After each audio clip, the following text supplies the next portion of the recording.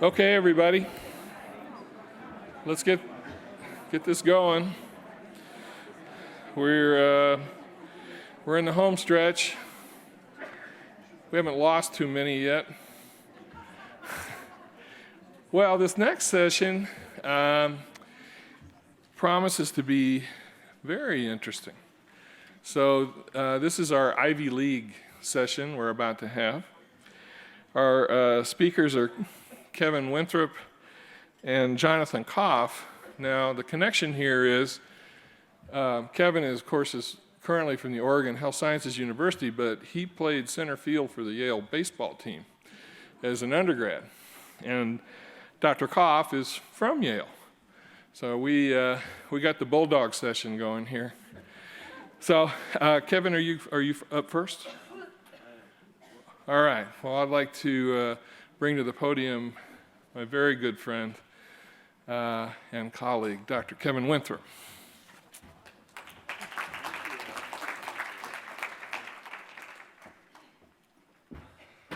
Okay, thank you, Dave, and thanks Amy Lietman and Philip Lietman and Fern Lietman and everyone else associated with NTMir and the industry folks that are here and the patients. I want to thank Dave. I told Dave I think he's actually a great moderator. He's got an easygoing way about himself. He makes jokes. He's funny. He makes people feel good. And I thought he should maybe think about doing this full time. And he said, oh, well, then I'd be mediocre at another thing in my life. That's what he said. Just another joke.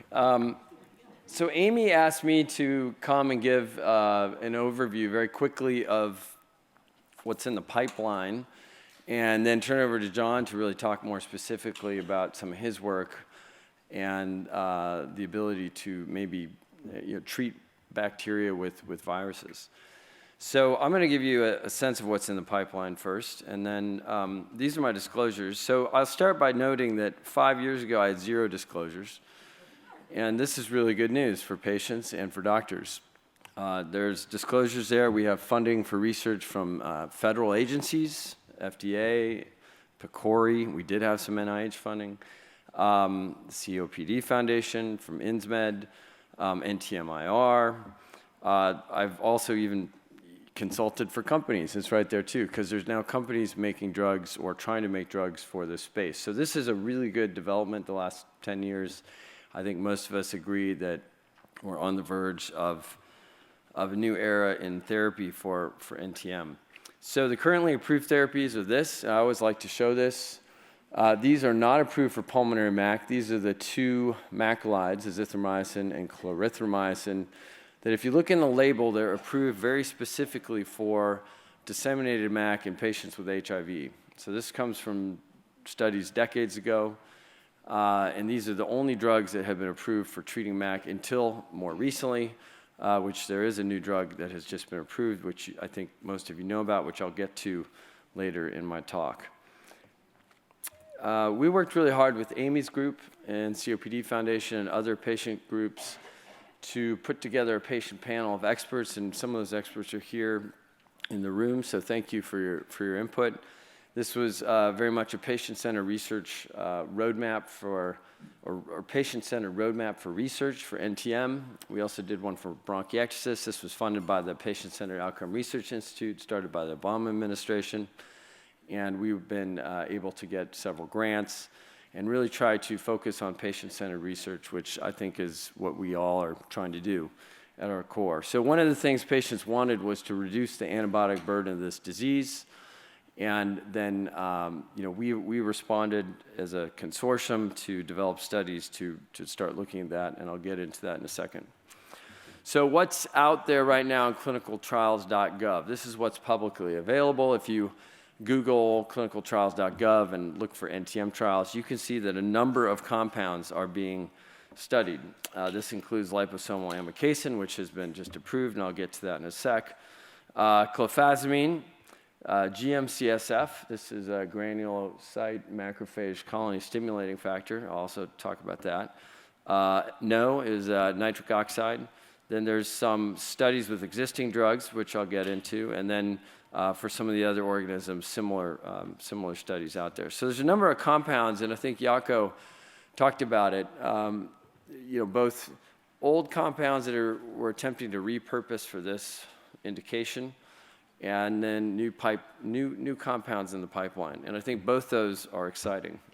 So liposomal amikacin, this is Ken Olivier's study that he did with a lot of us in the room and with Insmed. And this was the phase 2 data, which showed, you can just see the bars here at day 84, this percent, about 25 or 6% of people converted their sputum to negative in the group using the drug, and the group not using the drug, was much, much lower. So this was the first hint of efficacy with this therapy, and it led to a pivotal phase 3 trial, which a very similar result was seen. And you can see at the end of month 4, 29% of people had gone negative versus about 9% in the group that wasn't using the drug. So this led to FDA approval. So this is the only drug that I'm aware of that's approved anywhere in the world for pulmonary NTM. And it has a very specific indication, in that the study was done in patients who were refractory to guideline-based or kind of regular therapy. So we're using it now in patients who don't have other options, they're not tolerating drugs, or they're just not responding to the regular therapy. So clofazimine, this is work from Julie Jaron. There's a number of observational studies that suggest that clofazimine has efficacy and safety in this population. And this is an observational study that led to several clinical trials that are ongoing. But you can see the group of people here in the middle, 100% of people converted their sputum when they had clofazimine with a macrolide and ethambutol. And then in the rifampin macrolide ethambutol group, it was only 71%. So this was actually a significant difference. It's not a randomized controlled trial.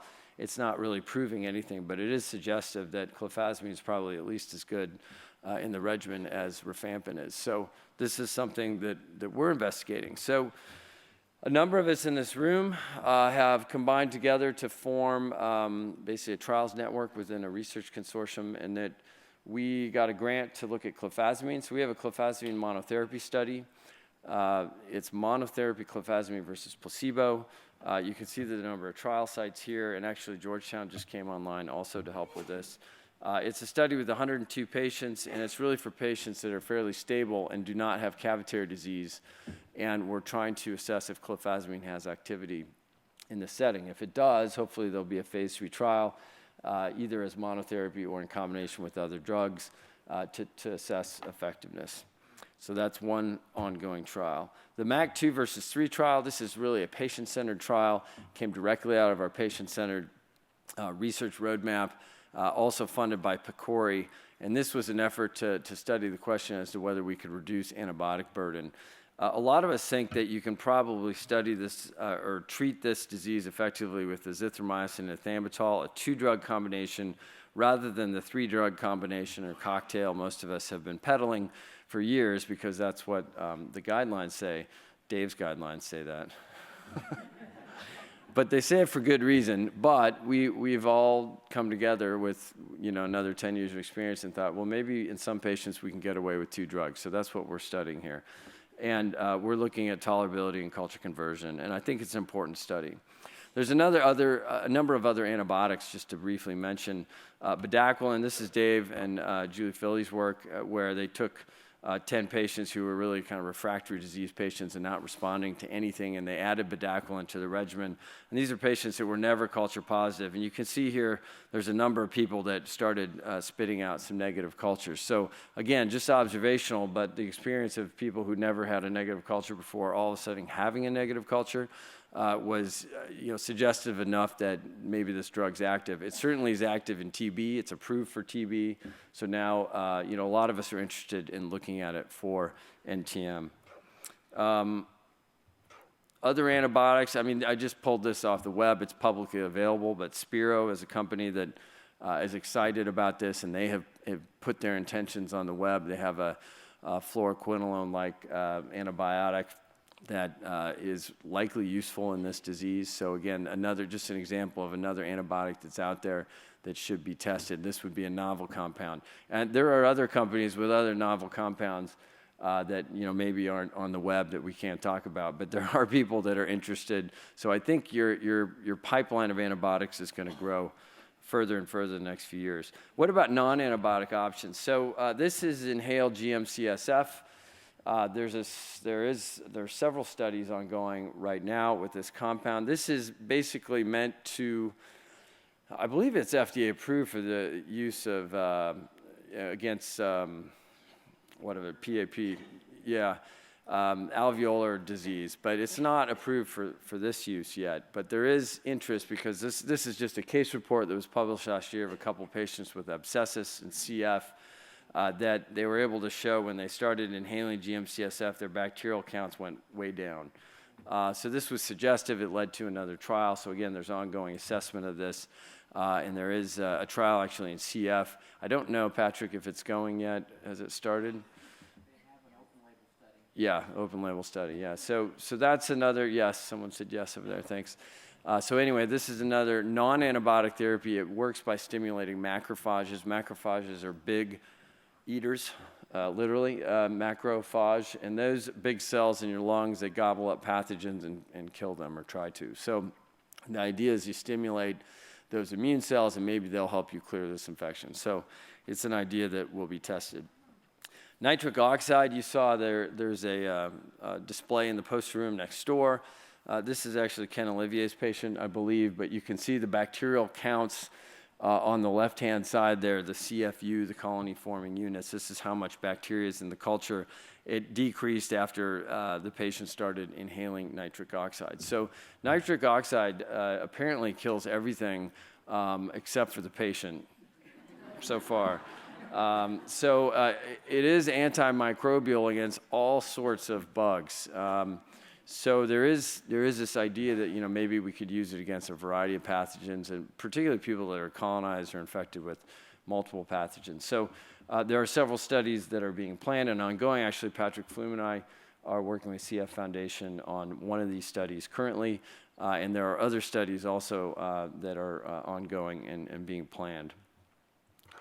And then I was in London last week, and so was a patient here, and she brought me the Guardian and showed me this article, and I had seen it also when I was over there, and I thought this was great. So I took a picture of her article. But girl is first patient saved by a viral treatment. So this is my segue to Jon to come tell us about bacteriophage therapy. A lot of people ask about it. A lot of my patients ask about it.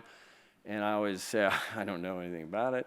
I mean, I understand the theory, but I don't know much of what's going on specifically. So Dr. Koff from Yale is here, and he did you play baseball there too? No. Dave likes to say that. I barely play. I mean, I was good, but we can talk about it later. Yeah, but I wasn't that good, but it was fun. It was a lot of fun. Okay, Jon, come on up.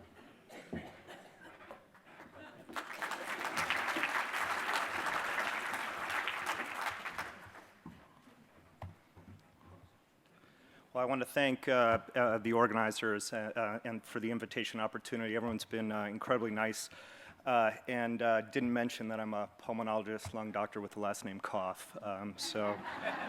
That my patients really like.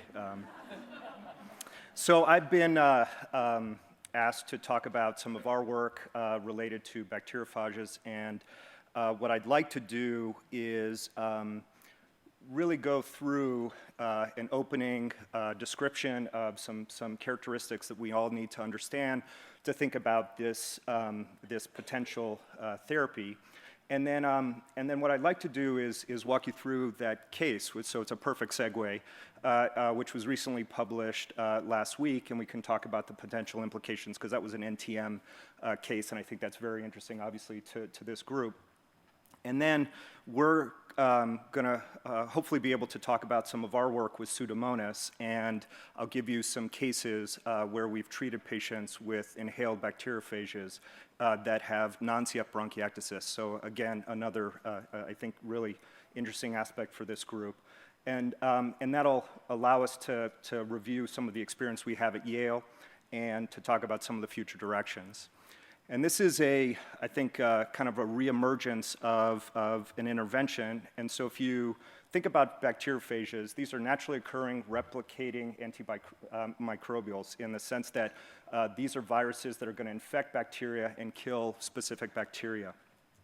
As you can see here, discovered in either 1914 or 1917, depending on who you want to believe. And so this was prior to the advent of antibiotics, and I think in the Western medicine, with the advent of antibiotics, we had left phages to some specific research and research in more animal-related areas. And in Europe, mostly Eastern Europe, former USSR bloc countries, there continue to be a lot of work and interest in phages, and that's where we have, there continue to be a lot of experience.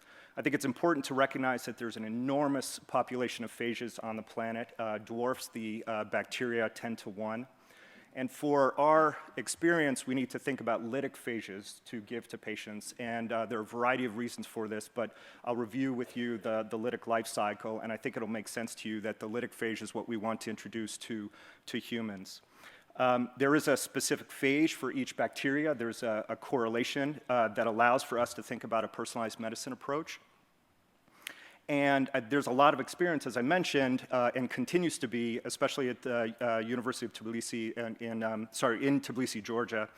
And I think some of the complications that have been described about phage and about some of the experience has been related to the processing, purification, standardization, and also differences about how to treat in terms of a single phage versus a cocktail. And I'll allude to some of those differences through this, but happy to review that at the end. So most importantly is to just think about this life cycle of a phage. And so this is a review that we recently put together that's showing a basic concept of a phage that's going to attach to a bacteria. And you're going to see it's going to inject into the bacteria and then start this process of replication. And then the burst, as you can see here in step 5. And the idea is this lytic phage will lead to destruction of the bacteria that it took residence in, and it will replicate inside of the bacteria so that this is a process of amplification of the phage to allow for it to infect other bacteria. And I don't think I need to harp on this for this audience, but we know that there's an emergent crisis for antibiotic resistance. And I think fundamentally, the recognition by the WHO that in 2050 we're going to have as many patients who are going to die from antimicrobial resistance as other common diseases, such as diagnoses of deaths from cancer, and that it's a worldwide phenomenon, is just highlighting the fact that we need alternatives. And some of those have been already mentioned, and I think bacteriophages fit into that category. And that's highlighted from this figure here that a colleague of mine put together, where you can see that after the advent of each of these antibiotics, we see that there's been the development of resistance. And so very quickly, we have evidence that bacteria are smarter than us, and when we develop a tool, they figure out ways to evade that tool. So the NTM story has just exploded with bacteriophage, and this is the paper from Nature Medicine. And Graham Hartfield's group is in Pittsburgh and did a phenomenal job of putting together this story with their colleagues and treating this patient. For those of you who haven't heard about it, we have a 15-year-old individual with cystic fibrosis who had Mycobacterium abscessus prior to transplant and was treated extensively prior to transplant, but was still culture positive prior to transplant and eventually was listed and pursued transplant. Post-transplant, not surprisingly, with immune suppression, the Mycobacterium abscessus recurred, and as you can see here, there was evidence of involvement in the lung, the sternal wound, and also a significant number of skin infections. So this was a very debilitating process. And my interpretation of the story was that, that actually the patient was sent home after transplant, after being in the hospital for an extended period of time, to actually receive continued antibiotics at home with a palliative approach because they didn't think that they had any other clinical options. And then, after an incredible amount of work, the identification of this 3-phage cocktail came up, and they were able to treat the patient. And so this treatment started with a topical administration to one of the wounds, skin wounds or nodules, and also on the sternum, and they saw a very quick response. And after that, there was IV administration twice a day for a number of weeks, extended number of weeks. In my head, it was at least 32 weeks was the initial, and I believe it continued after that. And the punchline is that this patient improved dramatically, that all the skin lesions went away, the sternal wound improved, and lung function improved with no evidence of the Mycobacterium abscessus in sputum cultures. And this was, again, delivered IV and topically. And so it is the first example of using an engineered phage to treat a patient. And it's the first example of a phage to treat NTM. I think a phenomenal story. I think it's important to consider some of the caveats, which are that the library of phages that the group in Pittsburgh have access or have is 10,000 phages in the library, of which 1,800 have been sequenced. This is a phenomenal project where they have students going around and identifying these phages. It's a wonderful example of just the broad application of science to undergraduates who are getting involved. But having said that, they only came up with 3 phages that worked for this isolate. And one of those phages needed to be genetically engineered to convert from that lysogenic that I talked about to a lytic phage so that it could be given. And unfortunately, this cocktail, these 3 phages, did not work against other isolates of M. abscessus from other patients. So the question about selectivity is incredibly important. And also, there's a concern about using a cocktail and having success for a cocktail over an extended period of time, which in this case looked like it was very effective. But the concern would be if the patient recurred with abscessus, because even though they improved significantly, there was still evidence of some areas of infection by PET scan, that the ability to reuse the cocktail in the future may be limited. And so, phenomenal example, but I think it also highlights for us that we have a lot of work to do to bring this to a consistent opportunity for patients. And so in a little bit different vein, I'd like to get back to an area that I think is important for individuals with non-CF bronchiectasis. Our experience, to be honest, is more robust in CF, but for this I'm going to focus on some experience we have with non-CF bronchiectasis. And what I'd like to do is walk you through our process here, which is a group of scientists in the laboratory. So this is Paul Turner is the professor. He's on your left. Ben Chan is hiding in the middle in the back. He doesn't like his picture taken, but I'm going to embarrass him in the next one.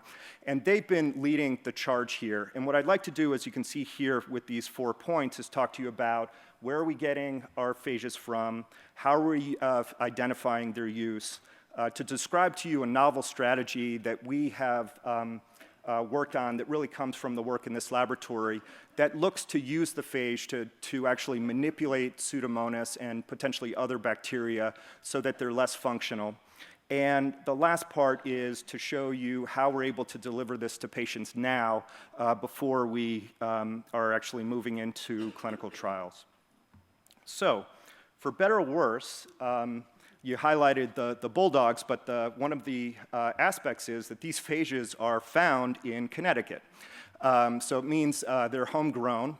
We find sewage and soil and other environmental sources, and we find phage in them. And the reason for that is those areas are chock full of the bugs that we want to try and treat. So these are all environmentally sourced and then identified, purified, and that is Ben collecting phage from one of the sewage facilities.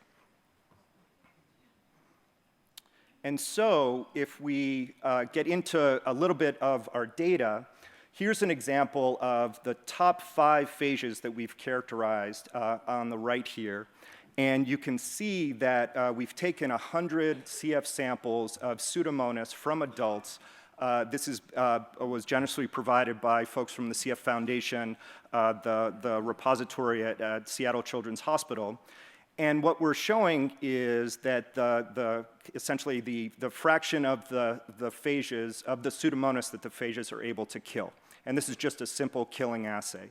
So you can see that overall, some of these phages are more effective than others, but encouragingly, the phages can target multiple different isolates of Pseudomonas. And if you look on the left side, you can see that the vast majority of the library of these 5 will cover the 100 isolates. But as you notice, there are 10% of them that we did not have a phage for, of these 5 phages, we did not kill the Pseudomonas.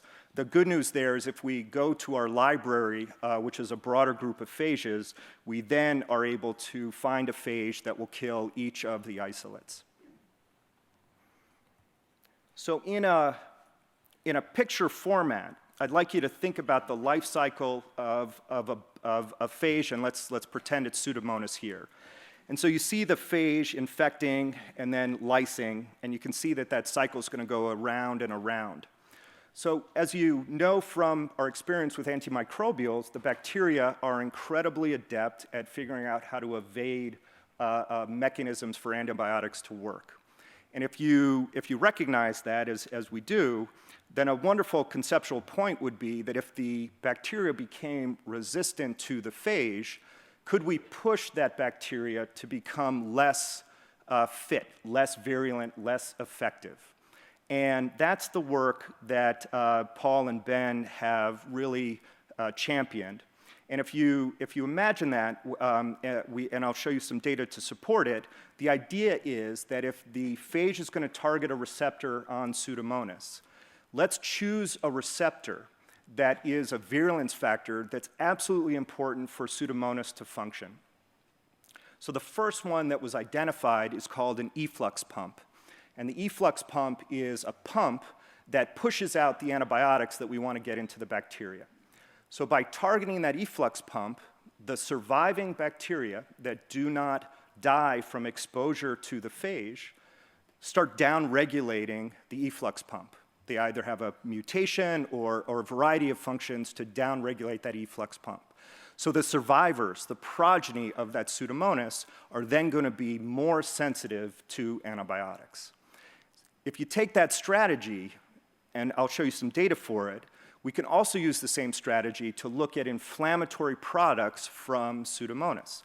So we have now a library that we're targeting where we can look at other products that Pseudomonas will make that will make it more effective in a community.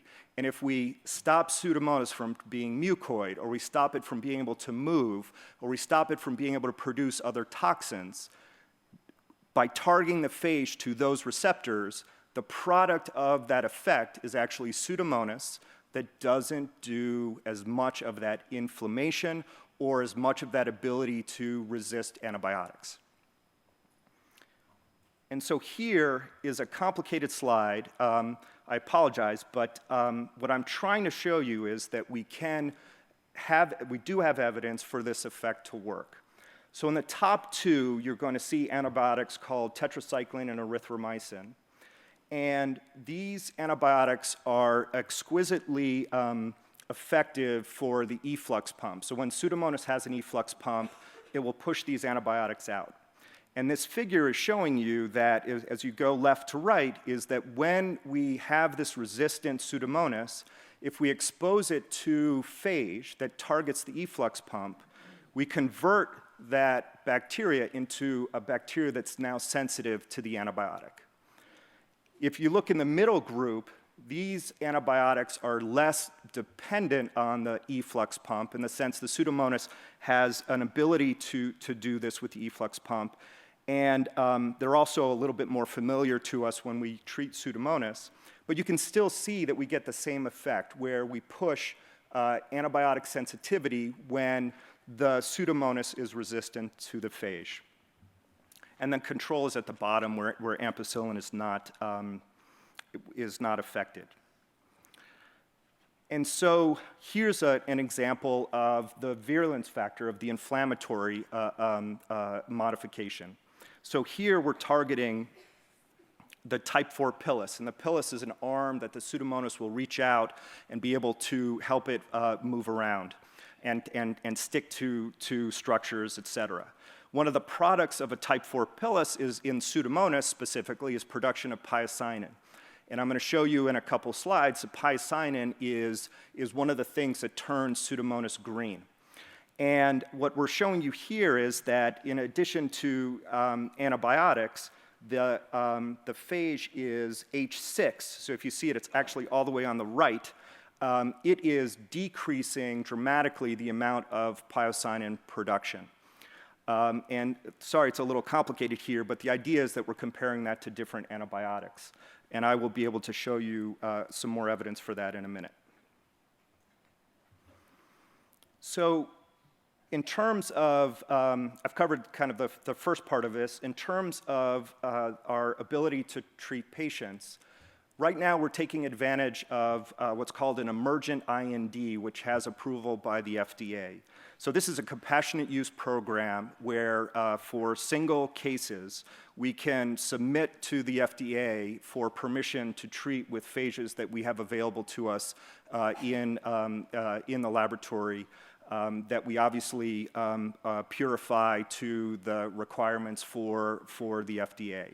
And so we have been able to pursue this for folks that have a pan-drug resistant, multi-drug resistant, or have complications related to treating their Pseudomonas. So for example, individuals with multiple allergies to antibiotics and therefore they don't have access to treatments.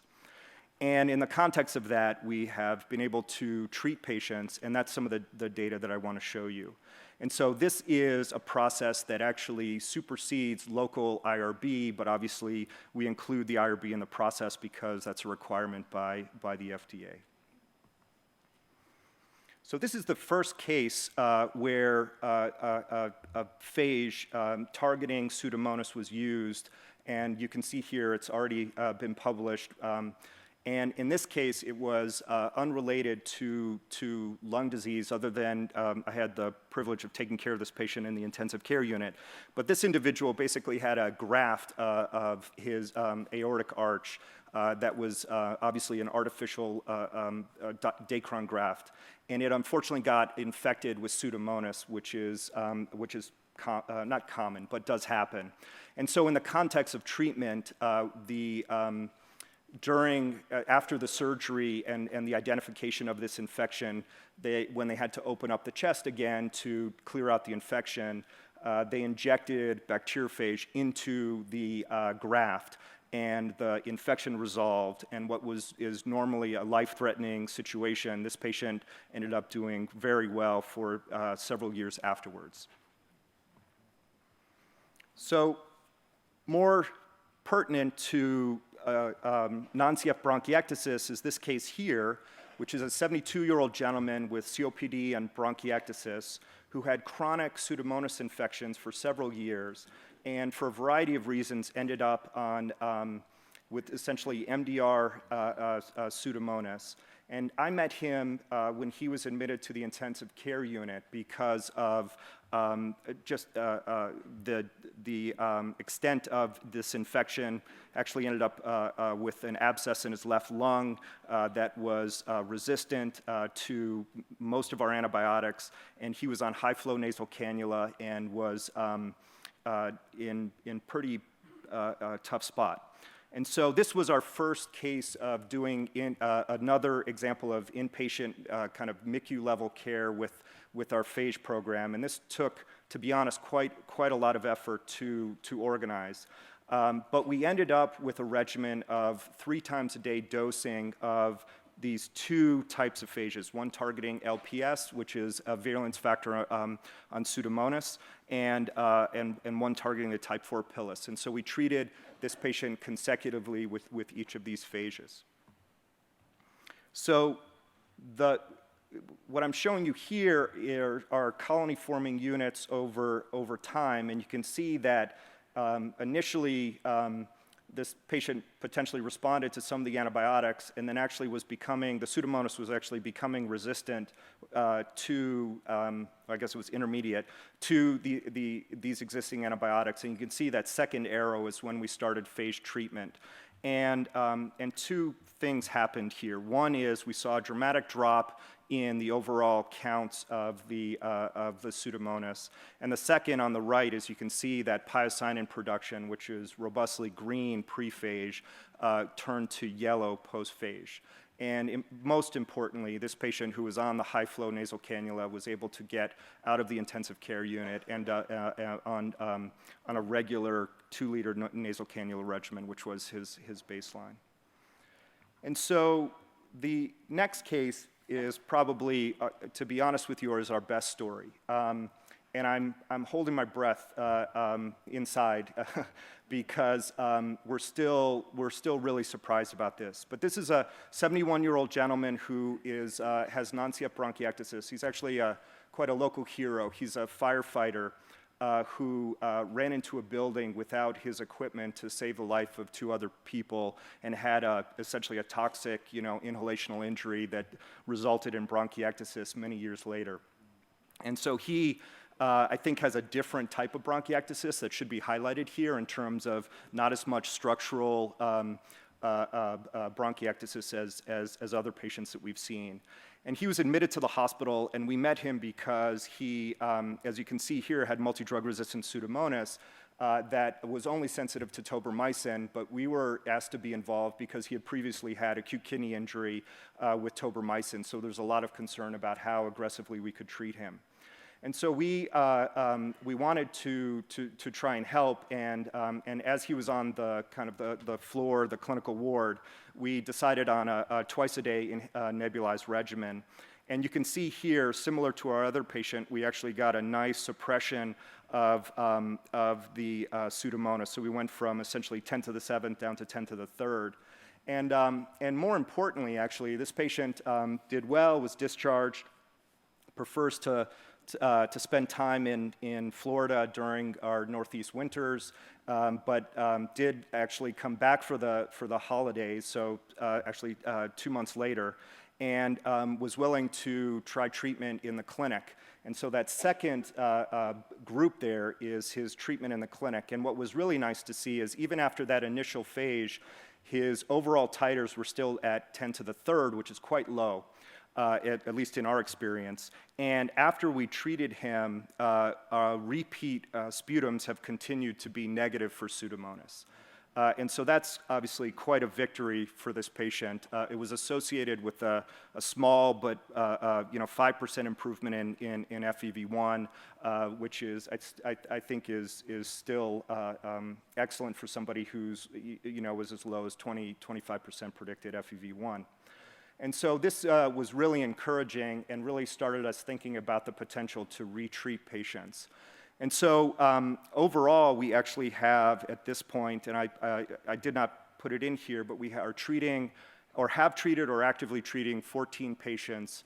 The vast majority are, as I said at the outset, are cystic fibrosis patients with a range of lung function because of the requirement for it to be MDR or pan-resistant Pseudomonas.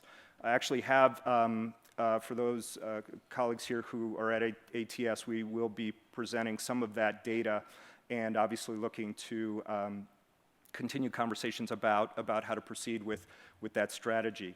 But in terms of a summary here, we have this great story from the group in Pittsburgh where there's evidence of using an engineered phage to target NTM.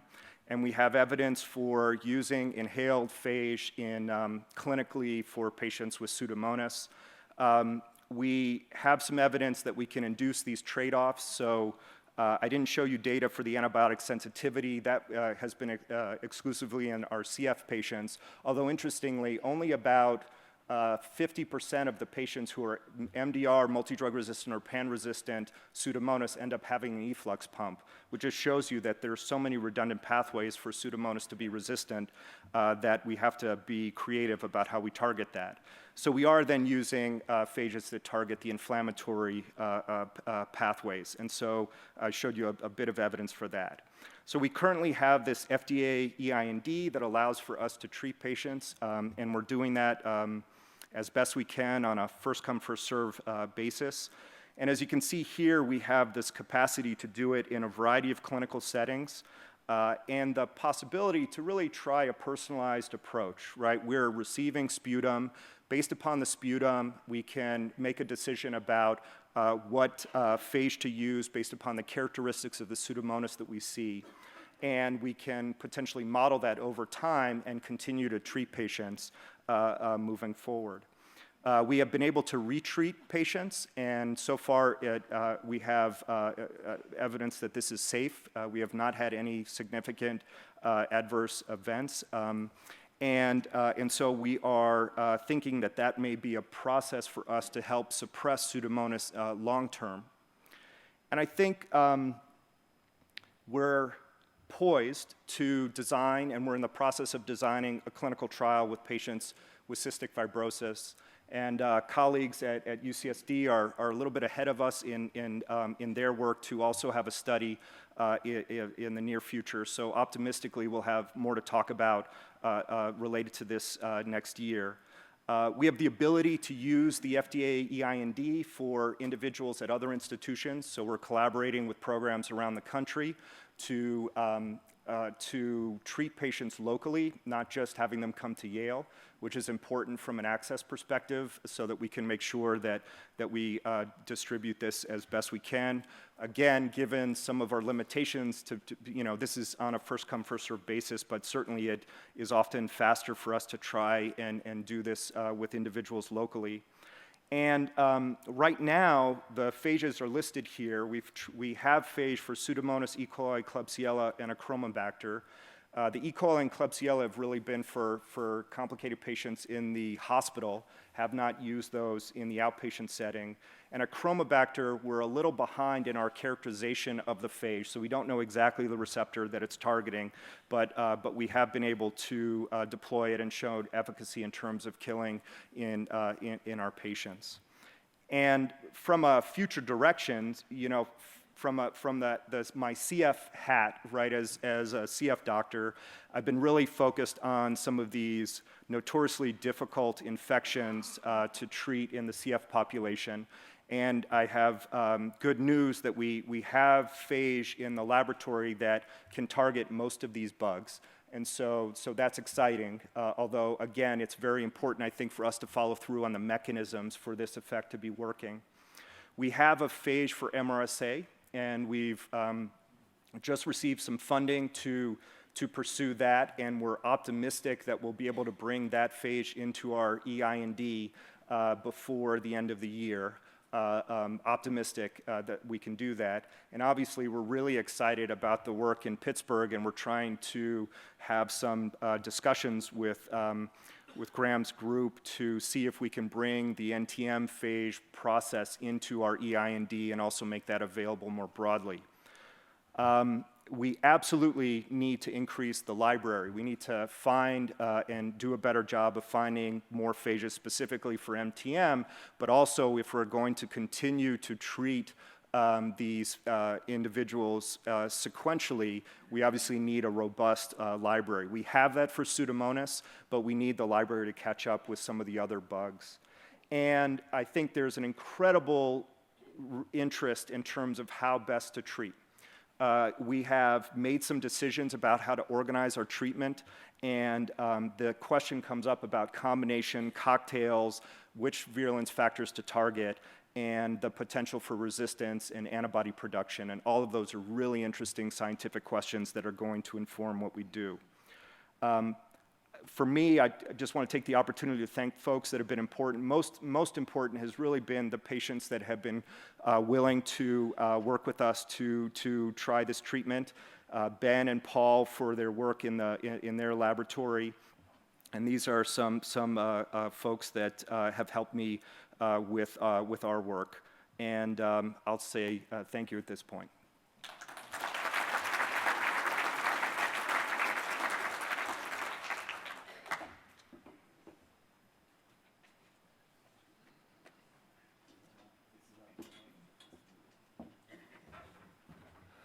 well, clearly very exciting work, and hopefully progress will be rapid, and we'll stay tuned.